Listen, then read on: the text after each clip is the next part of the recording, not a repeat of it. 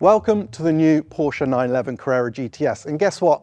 It looks a lot like the old car. However, beneath this familiar look, there is something akin to a revolution, because in the place of the old 3-litre twin-turbo flat-six, there's a brand new engine, 3.6 litres, single turbo and a new hybrid system.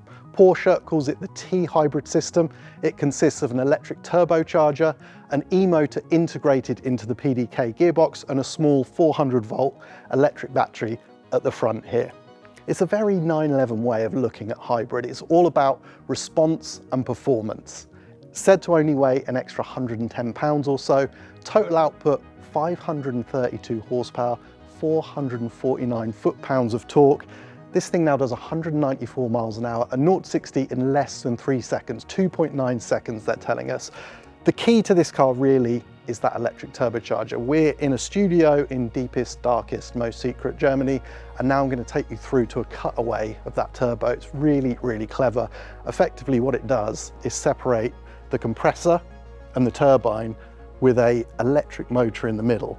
So this is the engine, 3.6 litre, big old turbo, which would normally mean a lot of lag, but with the electric motor application, they get around that. They can spin up the turbo. Let's have a little look at it.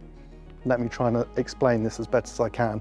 Like I say, effectively, in the middle here, we have an electric motor in between the compressor and the turbine. And what it can do, it can spool up the turbo really quick. This thing spins to 120,000 RPM.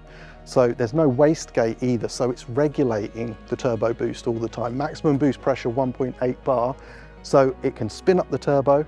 If there's excess exhaust gas, that energy can then go into the e-motor in the PDK box or into the battery in the front, depending if the battery's already full. So it gives you this flexibility. Big turbo, big power, 532 horsepower for a Carrera GTS, but instant response. They're saying throttle response is much, much better than the last car.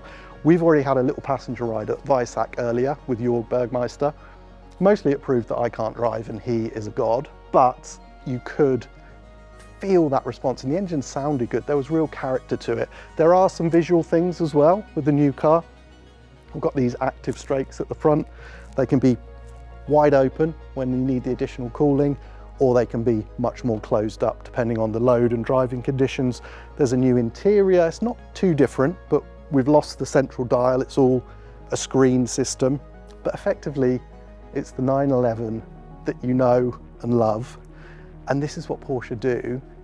They appreciate the legacy of this car and they want to preserve what makes it special. So although they've gone down the hybrid route, they do it in their own particular way. Not too heavy, no pure E-mode.